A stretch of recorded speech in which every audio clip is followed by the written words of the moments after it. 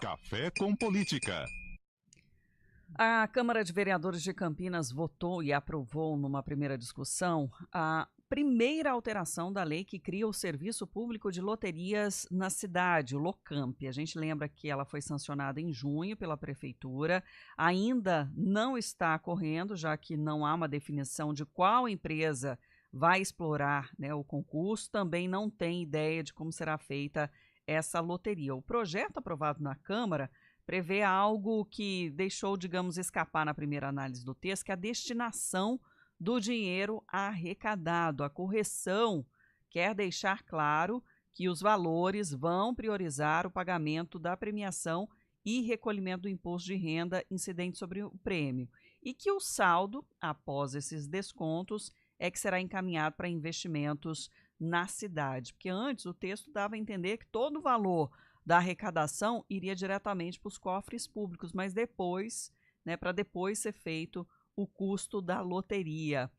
Bruno Silva, cientista político aqui com a gente para trazer seu comentário. Bruno, esse projeto ainda precisa passar por segunda discussão, a ser novamente sancionado pela Prefeitura, para se juntar ao projeto que já está valendo. A LOCAMP poderá explorar qualquer modalidade de loteria prevista, né, na legislação, bilhetes, cartelas, aquelas raspadinhas, né, outros produtos, e a operadora vai ficar responsável por encaminhar também ao Conselho de Controle de Atividades Financeiras, né, do Banco do Brasil, as informações sobre os apostadores, mas ainda muitas brechas aí, muitos detalhes a serem amarrados.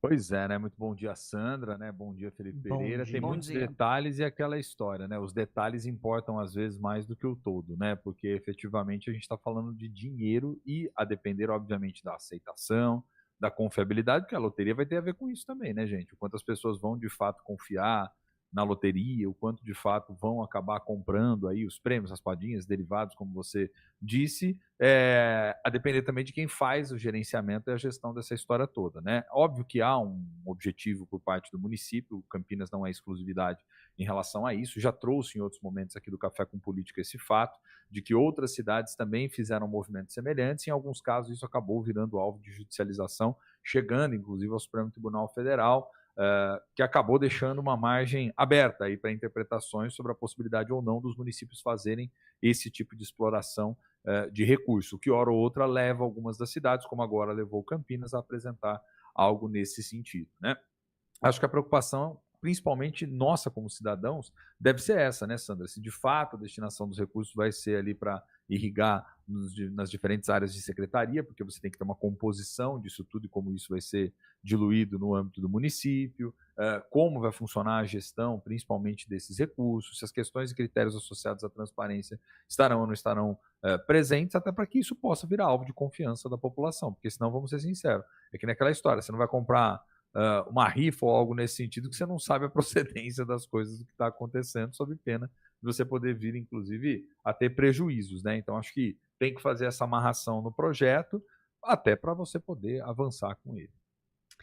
Bruno, a gente tem o espaço também para falar da corrida eleitoral. Mais cedo a gente trouxe a reportagem para conhecer um pouco do perfil de cada candidato à prefeitura aqui de Campinas, mas vamos acompanhar também numa outra reportagem, né, a respeito dos bens declarados junto à Justiça Eleitoral desses candidatos. Lucas Neri fez o levantamento, conta pra gente. Os candidatos à Prefeitura de Campinas declararam bens que vão de terreno de cerca de R$600 mil a conta bancária com apenas R$1 de saldo. O levantamento foi feito pela CBN Campinas com base nos dados da plataforma Divulgacan de Contas do Tribunal Superior Eleitoral. As informações serão faladas em ordem crescente de patrimônio. Angelina Dias, candidata do PCO, o Partido da Causa Operária, declarou apenas uma casa, no valor de R$200 mil. Pedro Tourinho, do Partido dos Trabalhadores, o PT, declarou o total de bens de R$509.030,18. Dividido entre os bens estão uma casa e um veículo. Rafa Zimbaldi, candidato do Cidadania, declarou 9 bens, totalizados em R$1.185.126,74. Entre as declarações estão veículos, aplicações em depósitos bancários, investimentos financeiros e 2 apartamentos em construção. O candidato Wilson Matos, do Partido Novo, declarou 11 bens, totalizando R$ 1.798.126,37. Entre as declarações, aplicações de renda, 50% de um apartamento em Hortolândia e Campinas, cotas em empresa, apartamentos, veículos e depósitos bancários. Já o atual prefeito e candidato à reeleição, Dário Saad, do Republicanos, declarou 21 bens, que totalizam R$ 2.075.780,83. Entre as declarações estão veículos, capital em empresas, depósitos, poupança e investimentos bancários, lotes de terras em Igarapava, Pedregulho e Campinas, no estado de São Paulo, além de um lote de terras em Minas Gerais, na cidade de Perdizes. Item, inclusive, que foi a maior declaração entre os candidatos, R$ 595 mil.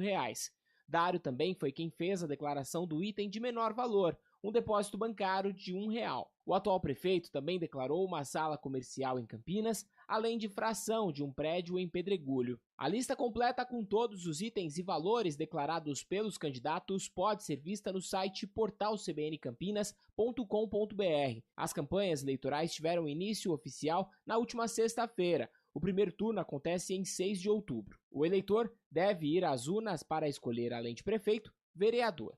De Campinas, Lucas Neri. Obrigada, Lucas. Não é à toa, né, Bruno, que esses detalhes se tornam públicos. Pois é, detalhes tão pequenos de nós dois, né, Felipe? Espero que você tenha R$ 1 a mais na conta, hein, Felipe? Vamos lá, hein? Olha, hoje é dia 20, não sei. Aceito o Pix. Aceito o Pix. Aceito o Pix. Boa, Sandra, aceito o Pix. Isso. Ô, gente, mas brincadeiras à parte, claro, vamos ao ponto fundamental aí, né? Essa declaração de bens do candidato, Sandra, Felipe, queridos ouvintes, eu acho que ela é fundamental por 2 razões. Primeiro, para que a gente possa ter clareza, principalmente daqueles que vêm depois sistematicamente disputando as eleições, e o Divulga Cândido Contas tem feito isso de uma maneira bem interessante, até inclusive com as eleições anteriores que esses candidatos já disputaram, né? Você consegue visualizar ali, inclusive, a evolução do patrimônio autodeclarado, para a gente poder entender se, de fato, as declarações foram feitas de maneira correta e como que se dá essa lógica de evolução ao longo do tempo, né? Porque vamos imaginar a seguinte situação, né, Felipe? Você tem lá um candidato que foi eleito, por exemplo, prefeito, né? E ele tem uma evolução patrimonial de uma eleição para outra que é incompatível com isso, no mínimo a gente vai olhar e vai falar, tem algo estranho, né? Das duas, uma, ou não declarou lá atrás tudo que deveria declarar, né? A fim de talvez até não passar essa sensação para o eleitor de que é um candidato milionário, vamos dizer assim, ou teve algum tipo de enriquecimento ilícito que merece, aí, ou demonstração desse possível enriquecimento ilícito que deve ser de alguma forma investigado, acompanhado pela Justiça, Ministério Público e assim por diante, né? Porque a gente sabe que um dos principais problemas no Brasil, isso não é também novidade para o querido ouvinte que está do outro lado, está relacionado a essa dimensão da corrupção que é estrutural, que é sistêmica no Brasil e que a gente precisa que as instituições avancem sempre no combate e no controle em relação a ela. Então, essa é a primeira dimensão que tem a ver com essa questão da transparência, até uma dimensão de cidadania. Agora, tem uma segunda dimensão que ela é importante também e que a gente não pode excluir, que é o fato de que, pelo menos desde 2015, quando a Lava Jato lá atrás, já nos seus impactos e como isso chegou na dimensão da justiça, a justiça proibiu as empresas de fazerem doação de campanha, né? Ou seja, as empresas, por não poderem mais financiar diretamente os candidatos, isso teve um efeito. Que efeito foi, se a gente observar isso em perspectiva?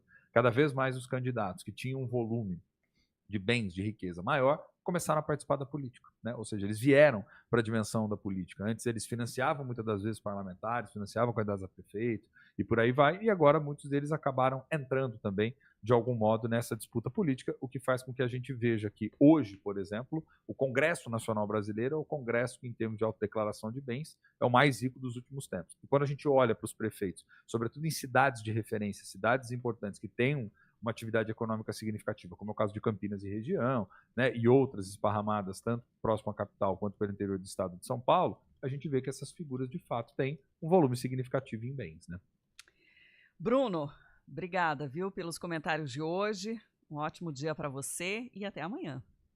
Eu que agradeço, viu, gente? Abração, Sandra, Felipe Pereira, né, que tem mais do que R$1 na conta, garantiu para mim aqui nos bastidores, e todos os nossos queridos ouvintes. Abraço. Já falei que eu não garanto. E só reforçando aqui, ó, que a Rádio CBN vai fazer transmissão conjunta Com o G1 Campinas, também o portal A Cidade On, promovendo o debate entre os candidatos a prefeito de 5 cidades aqui da região. Hortolândia será a primeira, no dia 29 de agosto, às 2h30 da tarde. Aí depois, no dia 5 de setembro, os candidatos de Americana, no mesmo horário. Depois, dia 12 de setembro, Indaiatuba. Limeira, no dia 19 de setembro, com a transmissão pelo G1 Piracicaba. E a gente finaliza, na verdade não finaliza todo o debate, mas promovido nesse pool, né, dessa parceria, em Sumaré, dia 26 de setembro, às 2h30, os candidatos de Sumaré. Aí a gente também retransmite, faz a cobertura do debate entre os candidatos à Prefeitura de Campinas, que é feito pela EPTV, né, que tem previsão de ir ao ar no dia 3 de outubro. A gente vai detalhando sempre aqui o calendário eleitoral e o que também está previsto, porque é uma cobertura bastante ampla. Certamente, estaremos aqui juntos. Até mais! Até.